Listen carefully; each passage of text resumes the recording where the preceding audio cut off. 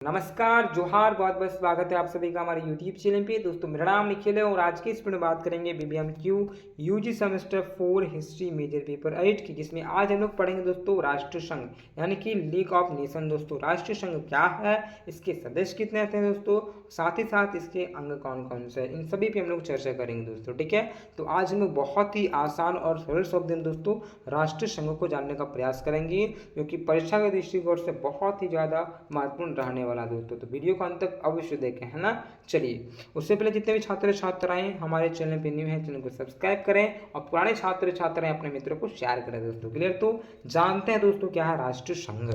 दोस्तों आपको मैंने पेरिस संधि पढ़ाया था ना, तो पेरिस शांति सम्मेलन में अमेरिकी राष्ट्रपति वुडरो विल्सन ने क्या किया था, शांति स्थापित के लिए 14 सूत्रीय सिद्धांत का मांग किया था या प्रस्तुत किया था दोस्तों। देखिए, अगर आपने पेरिस शांति सम्मेलन का वीडियो नहीं देखा है तो आप चैनल पर जाकर देख सकते हो, मैंने वीडियो बना दिया है।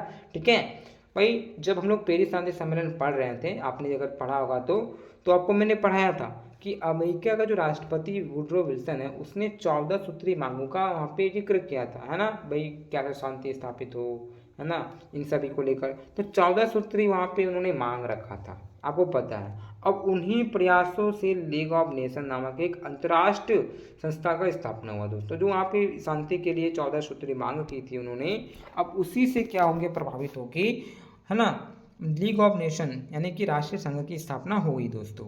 देखिए, पेरिस शांति सम्मेलन की सहमति के आधार पर क्या हुआ, 10 जनवरी सन 1920 ठीक है, जिनेवा में लीग ऑफ नेशन की स्थापना की गई। वही पेरिस शांति सम्मेलन में जो वहाँ उसने बातों को कहा, अपना जो मांग रखा, इसी से लोग सहमति होकर क्या हुआ कि 10 जनवरी 1920 में क्या हुआ, जिनेवा में, ठीक है, अंतर्राष्ट्रीय जो संघ है यानी कि लीग ऑफ जो नेशन है, इसकी स्थापना की गई दोस्तों। ठीक है, जब स्टार्टिंग में प्रारंभ में कितने राष्ट्र थे, तो इसमें दोस्तों 42 राष्ट्र थे दोस्तों। कितने राष्ट्र, 42 यानी 42 राष्ट्र यहाँ पे सम्मिलित हुए थे। फिर धीरे धीरे करके इसकी संख्या बढ़ी और इसका संख्या दोस्तों 60 हो गया था। ठीक है, तो आपको पूछा जाएगा कि भाई स्टार्टिंग में कितना था, तो 42 था, फिर इसकी संख्या कितनी बढ़ी, तो कितनी हो गई, तो 60 हो गई। तो आपको बताना है जो राष्ट्रीय संघ है, इसकी संख्या दोस्तों 60 हो गई थी। ठीक है, तो आप लोग समझ गए क्या है राष्ट्रीय संघ।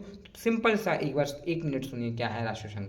भाई जब पेरिस शांति सम्मेलन हुआ, और पेरिस शांति सम्मेलन में कब हुआ था, पेरिस शांति सम्मेलन 1919 में हुआ था, याद रखिएगा। ठीक है, तो 1919 में जो पेरिस शांति सम्मेलन हुआ, जिसमें से राष्ट्रपति वुडरो विल्सन जो कि अमेरिका के राष्ट्रपति थे, ठीक है, उन्होंने 14 सूत्री मांग रखा, है ना। इन 14 सूत्री मांगों को लोग जाना, देखा और बहुत अच्छा लगा। इसी से सहमति देते हुए क्या किया, लीग ऑफ नेशन की स्थापना कर दी गई।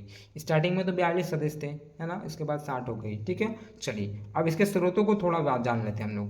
तो अब हम लोग बात करेंगे दोस्तों राष्ट्रीय संघ के स्रोत। तो दोस्तों राष्ट्रों के एक शांतिपूर्ण समुदाय की अवधारणा की रूपरेखा। तो अब हम लोग बात करेंगे दोस्तों, राष्ट्रीय संघ के स्रोत।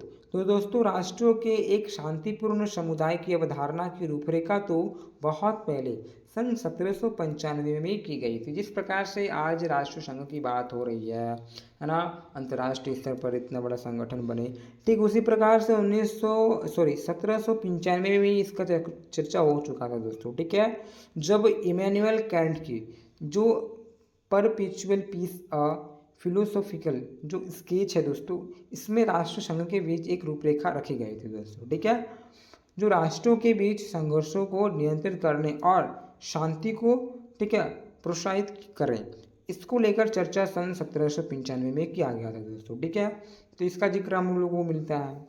आगे देखते हैं दोस्तों, ये तो हम लोग स्रोत देख लिया, क्या कहाँ से क्या स्रोत मिलता है थोड़ा सा। अब आपको मैंने जो बताया था भाई कि वुडरो विल्सन का जो 14 सूत्री मांग था, वो कौन कौन सा था, आप एक बार थोड़ा आपको मैं बता देता हूँ। ठीक है भाई, इसमें से जो इम्पोर्टेंट है वो मैंने रखा है। जैसे कि इसमें गुप्त संधि को सबसे पहले समाप्त करना, इसमें क्या निर्णय लिया गया था पेरिस शांति सम्मेलन में। और जो 14 सूत्री मांगों में सबसे उसका पहला जो है और इम्पोर्टेंट जो था, कोई गुप्त जो संगठन है, जो लोग आपस में, ठीक है, गुप्त संगठन कर रखा है, जिससे आपको आपने पढ़ा हो फर्स्ट वर्ल्ड वॉर में, प्रथम विश्व युद्ध में क्या किया था, एक देश दूसरे देश के साथ दोस्तों गुप्त रूप से यानी कि बिना बताए अंदर अंदर से लोग का संधि चल रहा। फिर दूसरा भी क्या किया है, तीसरा से कर लिया, अब तीसरा भी क्या है, इससे कर लिया और इससे भी कर लिया, इससे भी कर लिया। इस तरह से बहुत से ऐसे राष्ट्र थे ना भाई, ऊपर से तो लग नहीं रहा कि राष्ट्र की आपस में मिले, लेकिन अंदर से सब संधि किया हुआ है, इसके यहाँ इसके साथ, वो उसका वो उसके साथ, इस तरह से पूरा संधि कर रखा था। ठीक है। तो इसका उद्देश्य था वुड्रो का, भाई ये जो शांति सम्मेलन में ये लोग साथ ही साथ जो गुप्त रूप से जो संधि बना कर रखा है, ये गुप्त संधि को समाप्त कर दो, है ना। समुद्र की स्वतंत्रता बनाए रखे दोस्तों, इसको बनाने के लिए इसका डिमांड किया गया। आर्थिक प्रतिबंधों को समाप्त करना दोस्तों, ये भी इसका डिमांड था। ठीक है। अस्त्र शस्त्र को कम करने, जितने भी लोग अस्त्र शस्त्र और भी तरह तरह की चीज़ों को रख रहा है देश से, इसको कम किया जाए। इसी के कारण से लोग और हथियार की हो रही है और युद्ध के कारण बन रहा है। वही शांति स्थापित के लिए विभिन्न राष्ट्रों को संगठित करना, कैसे शांति हो, शांति रहे, इसको लेकर हम लोग राष्ट्र को संगठित करें, सभी को जोड़ें, मिलाने का प्रयास करें, ये चीज़ें दोस्तों। रूसी क्षेत्र को मुक्त करने और फ्रांस को अल्फेस लॉरेंस देना, भाई रूसी क्षेत्र को कैसे मुक्त करना है, फ्रांस को, ठीक है, अल्सेस लॉरेंस का क्षेत्र देना है, ठीक है, सर्बिया को समुद्र तक मार्ग देना है। इन सभी चीज़ों पर चर्चा हुआ दोस्तों, ये डिमांड वहाँ पे रखा गया। इस प्रकार से 14 वहाँ पे मांग रखा गया था दोस्तों, क्लियर। तो ये हो जाता है भाई तुर्की साम्राज्य के गैर तुर्कों को स्वास्थ्य शासन की व्यवस्था देना, भाई स्वतंत्र पोलैंड का निर्माण करना, ठीक है, ऐसे सुझाव दिए गए। तो अब बात करेंगे दोस्तों इसके सदस्यों की। जैसे कि आपको मैंने बताया था भाई कि 42 सदस्य थे, तो संघ के 42 संस्थापक सदस्य में से 23 तक संघ के सदस्य बने रहे जब तक यह 1946 में भंग नहीं किए गए। देखिए यहाँ पे स्टार्टिंग में कितना आपको मैंने बताया था कि भाई 42 सदस्य थे, 42 में फिर 60 भी हुआ, फिर धीरे धीरे इसकी समाप्ति हो गई। आपको पता है ना दोस्तों, ये असफल हो गया, ये सफल नहीं हो पाया। तो जब तक ये भंग नहीं हुआ, 1940 में ये भंग हो गया, तो जब तक ये भंग नहीं हुआ ना तब तक इसके साथ 23 सदस्य थे दोस्तों, है ना। भंग होते होते इसके साथ कितने सदस्य, तो 23 सदस्य। स्टार्टिंग में तो 42 था ही, लेकिन धीरे धीरे सब हट भी गया, ठीक है।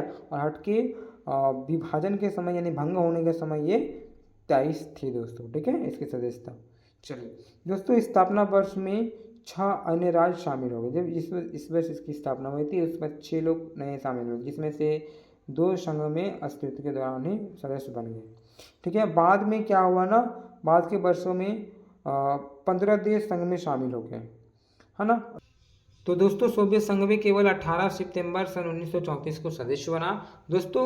इसका जो सदस्य है ना वो यूएसएसआर भी बना, यानी कि सोवियत संघ भी बना दोस्तों। कब, सितंबर 1934 को दोस्तों, ठीक है। वह जर्मनी के विरोध में शामिल हुआ था, ये जो यूएसएसआर इसमें भाग लिया था वो जर्मनी के विरोध में लिया था दोस्तों, ठीक है। और 14 दिसंबर सन 1939 को संघ से फिनलैंड के खिलाफ आक्रमणकर्ता के लिए इसको निष्कासित कर दिया गया दोस्तों, ठीक है। फिर इसको यहाँ से निकाल भी दिया जाता दोस्तों, जो आपको मैंने बताया सोवियत संघ इसमें भाग लिया 1934 में, और 1939 में क्या हुआ, इसको यहाँ से निकाल भी दिया जाता दोस्तों, ठीक है।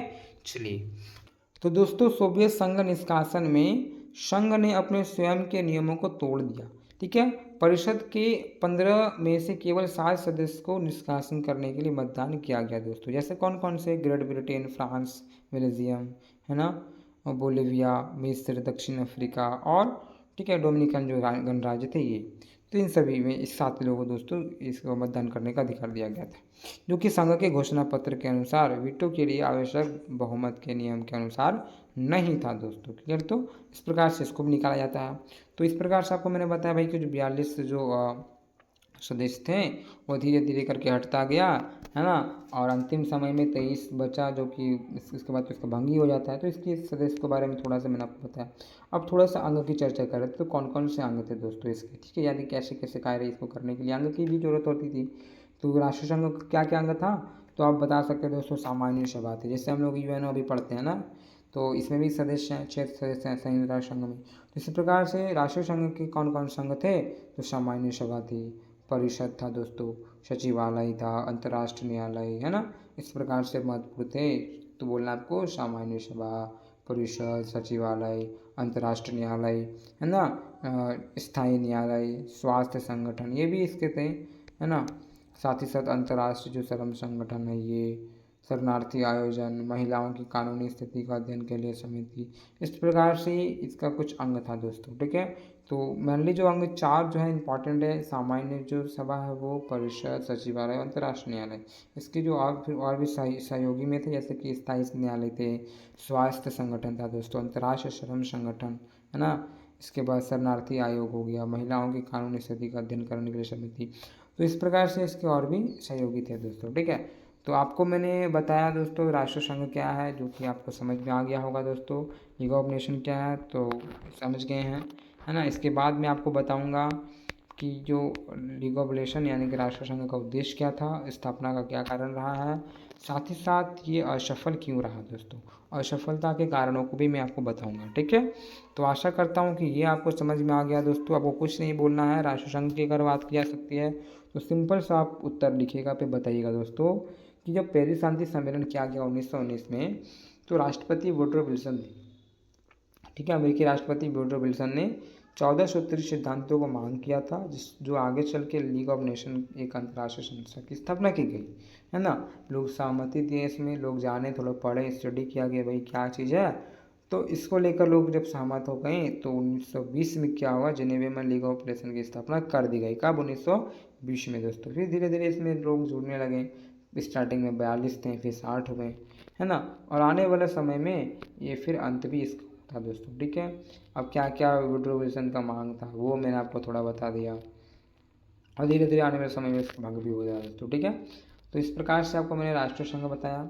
इसके बाद हम लोग पढ़ेंगे राष्ट्रीय संघ के असफलताओं के कारण उद्देश्य बीच में पढ़ेंगे, क्योंकि उद्देश्य इंपॉर्टेंट रहने वाला है। और ठीक है, इसी प्रकार से अच्छे से रहिए। दूसरे मिनट मिलते हैं। जय हिंद, जय भारत।